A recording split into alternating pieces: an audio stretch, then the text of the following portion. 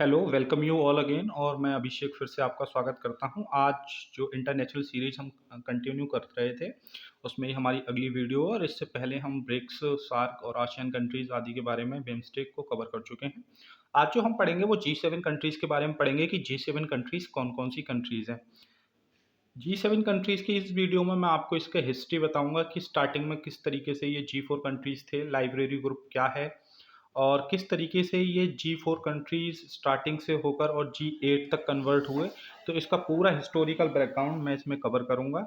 इसके अलावा हाल ही में इसका समिट कहाँ हुआ है, किसने इसे चेयर किया है और किस तरीके से ये ग्रुप जी4 जी8 में कन्वर्ट हो गया, ये पूरी हिस्ट्री मैं इसमें आपको वीडियो में कवर करने जा रहा हूँ। तो स्टार्ट करते हैं अपनी वीडियो, ठीक है?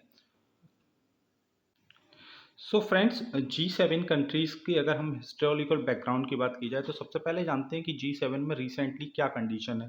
तो जी7 is the group of 7 countries, ठीक है, जिसमें कि आपका America, Britain, Canada, France, Germany, Italy और जापान है। ठीक, इस वीडियो को या इस चीज़ को याद करने की ट्रिक मैं आपको लास्ट में दूंगा, जिससे बहुत आसानी से आप इन चीज़ों को याद कर सकते हैं और एक मजाकिया अंदाज में ये चीज़ें आपके दिमाग में बनी रहेंगी। आप जहाँ कहीं भी चाहेंगे आप जी7 कंट्रीज़ को फटाफट बता पाएंगे, ठीक है। तो इसकी ट्रिक मैं लास्ट में दूँगा। रिसेंटली इसमें जो कंट्रीज़ हैं वो 7 कंट्रीज़ हैं, जिनमें America, Britain, Canada, France, Germany, Italy और जापान है।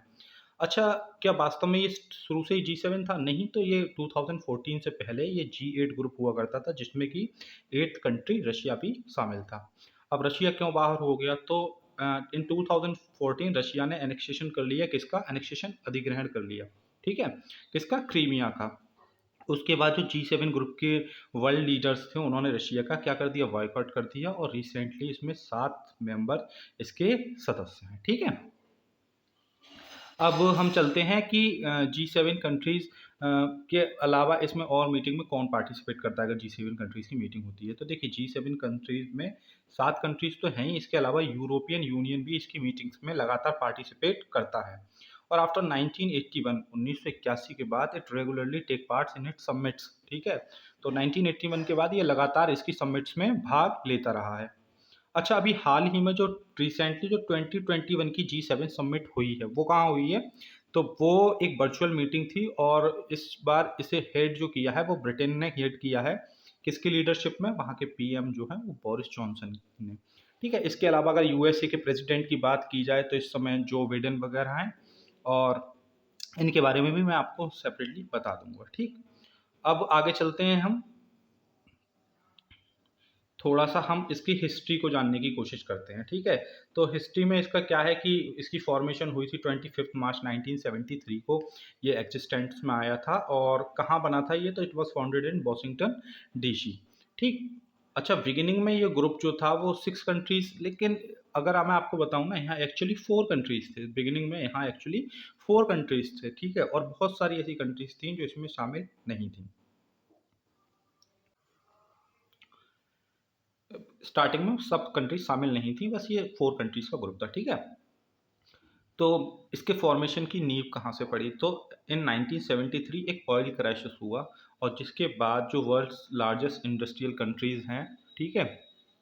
उन्होंने ये डिसाइड किया कि अ, एक इनफॉर्मल मीटिंग ऑर्गेनाइज़ करते हैं, ठीक है? और जो रिसेशन वगैरह का उस समय दौर चल रहा था, ऑयल क्राइसिस चल रहा था, उससे कैसे निपटा जाए। ठीक है, अब 1973 का ऑयल क्राइसिस क्या है? अगर आप इस वीडियो को लाइक करेंगे, पसंद करेंगे और मुझे बताएँगे कमेंट बॉक्स में कि 1973 के ऑयल क्राइसिस को मैं आपके सामने एक्सप्लेन करूँ, तो मैं वो उस वीडियो में कवर करूँगा। लेकिन फिलहाल यहाँ पे आप इतना समझ लीजिए कि 1973 के ऑयल क्राइसिस के बाद जो वर्ल्ड लार्जेस्ट इंडस्ट्रियल लीडर्स थे, उन्होंने एक मीटिंग ऑर्गेनाइज़ की। अच्छा, इस मीटिंग में क्या हुआ था कि जो यूएस सेक्रेटरी ऑफ ट्रेजरी थे जॉर्ज सोरोस, उन्होंने क्या किया था कि एक इनफॉर्मल मीटिंग बुलाई थी जो 4 कंट्रीज़ की मीटिंग थी, ठीक है? जिसमें वेस्ट जर्मनी, फ्रांस, यूके और यूएसए शामिल था, ठीक है? यूएसए तो ऑलरेडी शामिल ही था क्योंकि उन्होंने मीटिंग कंडक्ट की थी। ठीक है? तो इस तरीके से स्टार्टिंग में ये 4 कंट्रियों की एक 1973 में इनफॉर्मल मीटिंग थी, ठीक है? उसके बाद ये किस तरीके से डेवलप हुआ, ये भी जानते हैं, लेकिन एक चीज़ और जान लीजिए, अगर कहीं क्वेश्चन बन जाए व्हाट इज़ लाइब्रेरी ग्रुप या लाइब्रेरी ग्रुप निम्न में से किस ग्रुप से संबंधित है? उन्होंने ऑप्शन दे दिया जी7, जी10 या जी77 या आसियान, ठीक है? तो उस संबंध में भी इसके पीछे एक बहुत ही रोचक कहानी है कि जब 1973 में ये इनफॉर्मल मीटिंग बुलाई गई थी, ठीक है? तो उस समय इस मीटिंग को कोई प्लेस निर्धारित नहीं हो पा रहा था कि कहाँ ये मीटिंग की जाए, तो उस समय जो यूएस प्रेसिडेंट थे रिचर्ड निक्सन, उन्होंने क्या किया कि जो व्हाइट हाउस की लाइब्रेरी थी, उसे इस मीटिंग के लिए ऑफ़र किया, ठीक है? कि आइए आप सभी कंट्रीज़ और हमारी व्हाइट हाउस की जो लाइब्रेरी वाली जगह है, उसमें आप इस मीटिंग में आराम से मीटिंग कर सकते हैं।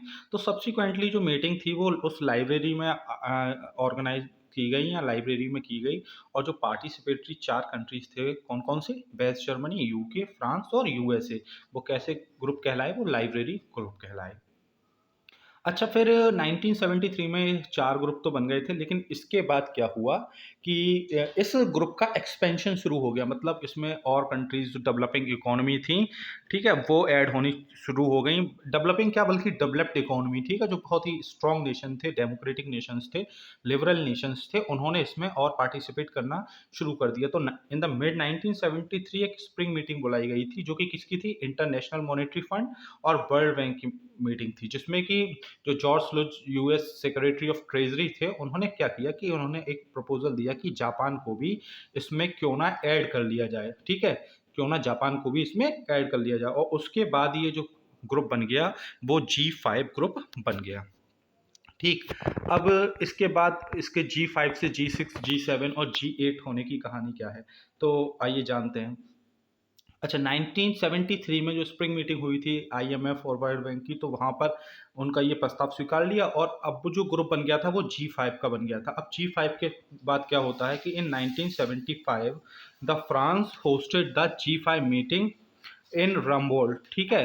तो फ्रांस ने रम्बोल्ड में एक G5 मीटिंग क्या किया था? आयोजन किया था। अच्छा, वहाँ पे क्या किया कि जिस तरीके से 1973 में एक प्रपोज़ल रखा गया, 1975 में उसी क्रम में इटली को इस मीटिंग में इनवाइट किया गया। तो ये बेसिकली जो मीटिंग थी वो G5 प्लस इटली की थी, और लेटर ऑन इटली इसका पार्ट बन गया और ये ग्रुप कहलाया G6, ठीक है? अब ऐसा माना जाता है कि 1976 के दौर में ब्रिटेन में काफ़ी उथल-पुथल हुई, और जो उनके एट दैट टाइम पीएम थे, उन्होंने रिज़ाइन कर दिया, और ग्रुप में एक अजीब-सी स्थिति बन गई थी। तो 1976 में उस क्राइसिस से थोड़ा-सा उभरने के लिए अ, इस ग्रुप में उस समय की जो बहुत तेज़ी से उभर रही अर्थव्यवस्था थी कनाडा, ठीक है? बहुत ही स्ट्रॉन्ग इकोनॉमी थी, तो उसे इस ग्रुप में क्या किया गया, इस ग्रुप में पार्ट लेने के लिए बुलाया गया, और 1976 में कनाडा भी इसका पार्ट बन गया एज ए सेवेंथ कंट्री, ठीक है? तो अगर हम बात की जाए तो 1973 में इसमें जापान ऐड हो गया था, ठीक है? 1975 में इसमें इटली ऐड हो गया था, और 1976 में इसमें कनाडा ऐड हो गया था। अच्छा, अब तक ये ग्रुप अब किसका बन गया था? अब ये ग्रुप जो बन गया था G5 plus Italy plus Canada, यानी अब ये ग्रुप होके कन्वर्ट होके G7 ग्रुप में बदल गया था, ठीक है? तो ये G7 ग्रुप बदल गया। अब देखते हैं कि जो रशिया है 1998 में क्या होता है कि रशिया को इस ग्रुप को भी जॉइन करने के लिए बुलाया जाता है, क्योंकि उन्हें भी लग रहा था कि रशिया भी बहुत एक तरीके से डेवलप्ड नेशन हो रहा था, और अपने आप में बहुत बड़ा साम्यवादी देश था, जिसका वर्ल्ड पे काफ़ी ज़्यादा इफ़ेक्ट हो रहा था। तो 1998 में रशिया को भी इनवाइट किया गया था, और 1998 से रशिया भी इसका पार्ट हो गया, और ये ग्रुप जो कहलाने लगा वो G8 ग्रुप कहलाने लगा। लेकिन 2014 में जब रशिया ने क्रीमिया का एनेक्सेशन कर लिया, उसका अधिग्रहण कर लिया, तो जो वर्ल्ड लीडर थे उन्होंने रशिया का बॉयकॉट कर दिया, और इस तरीके से रशिया को इसकी मेंबरशिप से सस्पेंड कर दिया गया है, और ये नेशंस वर्तमान में जी8 से फिर से कौन से नेशन में बदल गए? G7 नेशंस में बदल गए। अच्छा, मैंने आपको एक बताया था कि मैं इस वीडियो के लास्ट में एक ट्रिक बताऊँगा आपको इसको याद करने के लिए, ठीक है? तो याद करने के लिए इसके लिए ट्रिक हो सकती है कि JUICE जूस विद गर्लफ्रेंड, ठीक है? अगर आपकी गर्लफ्रेंड नाराज़ हो तो उनके साथ जूस पीने जाइए, ठीक है? ये ट्रिक से आप याद रख सकते हैं। तो इस ट्रिक से याद करने के लिए देखिए, आप जानते हैं, अब तो आप जान चुके हैं कि G7 में कौन-कौन सी कंट्रीज़ हैं, लेकिन ये सिर्फ़ इसलिए है ताकि इसे आप आसानी से याद रख सकें। तो J से होता है आपका जापान, U से United states of America, I से इटली, C से आपका कनाडा, E से इंग्लैंड। विद इसमें क्या है? साइलेंट है, लेकिन G से क्या हो गया यहाँ पे? जर्मनी, और F से फ्रांस, ठीक है? तो इस तरीके से ये G7 कंट्रीज़ हैं। लेकिन अगर आपको G कंट्रीज़ याद रखनी हैं, ठीक है। जी कंट्रीज याद रखने हैं, तो आप एक सिंपल तरीके से ए बी सी, ठीक, ए बी सी की गर्लफ्रेंड राजी, ठीक है, इस तरीके से भी आप इसे याद रख सकते हैं। तो ए से अमेरिका, बी से ब्रिटेन, सी से कनाडा, जी से जर्मनी, एफ से फ्रांस, आर से रशिया, जे से जापान, आई से इटली। अब 2014 के बाद इसमें से आर को स्किप कर देंगे, तो ये जो ग्रुप बचेगा वो G7 का बचेगा। तो आपको कैसी लगी ये वीडियो मुझे कमेंट बॉक्स में ज़रूर बताएं, ठीक है। और इस वीडियो को ज़्यादा से ज़्यादा लाइक शेयर सब्सक्राइब करें, ताकि मुझे थोड़ा मोटिवेशन मिलता रहे और मैं ऐसी वीडियो आपके लिए लाता रहूँ। तो thank you so much for being with me, and जय हिंद, जय भारत।